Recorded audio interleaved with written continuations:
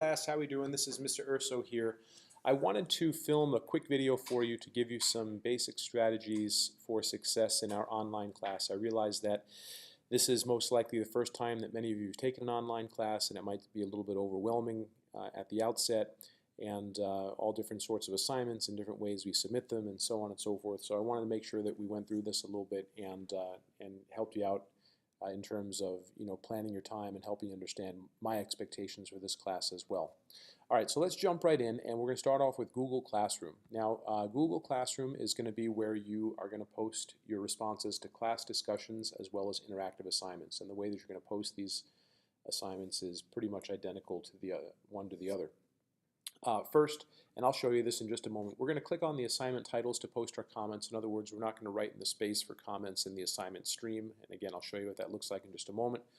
We obviously want to make sure that our responses are the proper length, one substantial paragraph, meaning at least 5 to 7 sentences, and that we're responding fully to the prompt.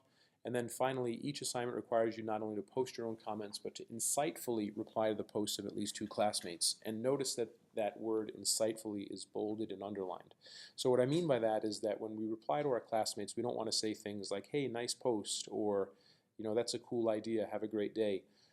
Rather, we want to provide some depth and insight. We want to make sure that we're letting them know that not only did we read their post, but we're reflecting on their post with them a little bit as well. So for example, we could say something to the effect of, that was a really insightful comment or a really good comment that you made with respect to X, Y, and Z. I really appreciated that, and that reminds me of something that I want to bring into the conversation as well. Or we can say respectfully, that's a really good point that you made there, but did you think about this, this, and this as well, perhaps? Again, we want to be respectful whenever we're commenting on each other's posts in the assignments, the discussions, and the interactive assignments. So let's take a quick look at what this looks like over here in the Google Classroom. And you guys see that here we have the week 1 discussion questions set up for you. And remember what I said, we don't want to post in the assignment stream. So in other words, we don't want to post right over here, because doing so is not going to give us credit for the assignment. Rather, what we want to do is we want to click on the assignment title itself. Now notice over here it says not done, right? I want to click on the assignment title itself. All right, again, that not done right over there. But watch what happens when I type my assignment answer in here.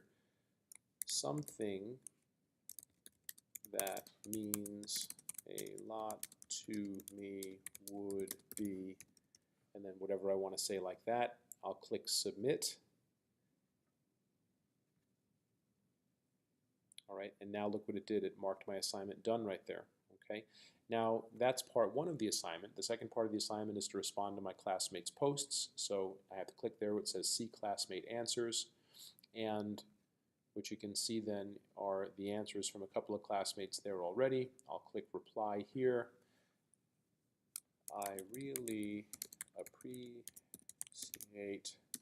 how you speak about whatever we want to say there. Hit post. That's going to post our comment. That's 1. And we want to do that again to another classmate, and that basically completes the discussion assignment for ourselves. Okay. Once again, we want to post not only our own comment, but also replies to at least 2 classmates, and you're going to do that both for the class discussion and for the interactive assignment each week. All right, let's move on right now to a quick discussion of Shobi. The only thing you're going to use Shobi for is to post part reviews. Make sure that you're handwriting your responses to your part reviews legibly. I have to be able to read them, obviously, and that you're taking photos of them to upload into the folder. Very important, your photos must be made into one document for submission, and by one document I mean not one page, but rather one document. So in other words, each photo should be given its own page within the one document. In other words, don't paste multiple tiny little photos to one page and say that's my one document right there. I have some students who have tried to do that in the past, and I'm not able to read the answers, and you won't get credit for the submission. Okay. Also, very important, headings and signatures must be clearly visible on each page that you submit, because we want to make sure that this is obviously your own original work. All right, let's move on to Turnitin.com. First, on the vocab quizzes, make sure that you're hitting your target length. Submissions are to be 1 page minimum, meaning not a half a page or 3/4 of a page, and 2 pages maximum.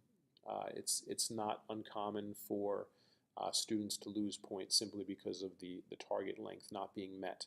So make sure you're hitting your target length. Also, we want to include all required information. Usually, for every vocab quiz, we're not only going to be including at least 5 vocabulary words from the section of text that we're covering that week, but also there's going to be some other things that you're required to cite as well. It might be a video resource where I'm asking you to specifically reference parts of the video or something, but make sure you're reading through the assignment instructions and you're including everything that is required if you want to try to be eligible for full credit. And then of course, because we are using the textbook, we are using videos and other resources, we do need to include a works cited for our submissions. All right, let's move on now to the interactive exams. Now, these are probably the most daunting for students at the outset, at the get-go. But once we get going on these and you guys start to know the expectations, we usually get this in line pretty quickly here. So some strategies. These are some important strategies I think that can help you out with these interactive exams. First and foremost, please do not copy directly from the text. We evaluate all of your work through Turnitin.com to ensure that your work is original. So if you're copying from the text, it's not original work and you're going to get penalized as a result of that. So, well, you might ask then, how do I create a summary for an article? Well, for the article summaries, this is, I think, the best strategy you can employ. For the article summaries, I want you to first read the text and think about it for a minute or two, and then go ahead and put it away. And now, in your own words, tell me what the article was about. All right? In other words, I'm not sitting there with the text in front of me copying and pasting, but rather I'm reading it, and then I'm putting it down, and I'm going to explain now what the article that I just read was about. Also very important, you want to hit your target length. You should be writing a minimum of at least 150 words per article. All right? So if we have 10 articles that we're covering in a week, that's a minimum of 1,500 words that you're going to be submitting for this interactive exam. Again, not uncommon for students to lose points for not hitting target lengths. You do not need to use book definitions for vocabulary words. I do ask you to highlight vocabulary words. By highlight, I mean simply, tell me what words appeared in that article that you're summarizing for me. Listing the words out or explaining the words and what they mean in your own words is sufficient. You do not need to use book definitions. I don't expect you to use book definitions. That's going to increase your Turnitin.com score in terms of the originality index, and I'm not looking for you to do that.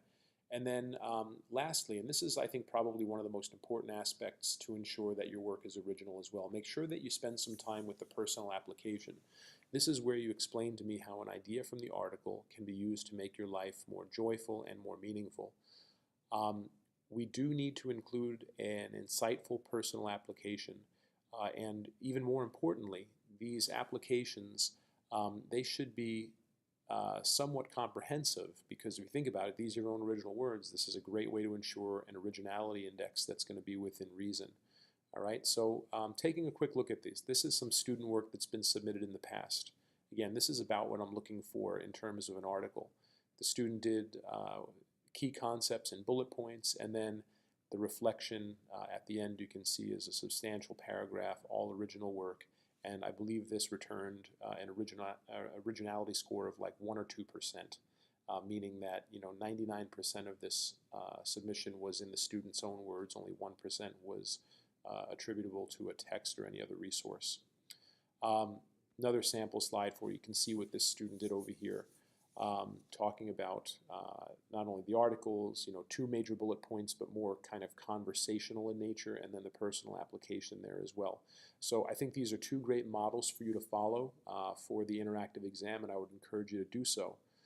Go ahead and look also in the online orientation presentation that I provided to you on Shobi, because with respect to the Turnitin Originality Index, if you do move into certain percentages, you do start getting point deductions. For example, if you have a submission that's between 30 and 39% attributable to other texts, you lose a minimum of 5 points. If it's between 40 and 49, it's a minimum of 10 points. 50 and over is unacceptable. You get a 0 for the assignment. I do allow a redo for half credit.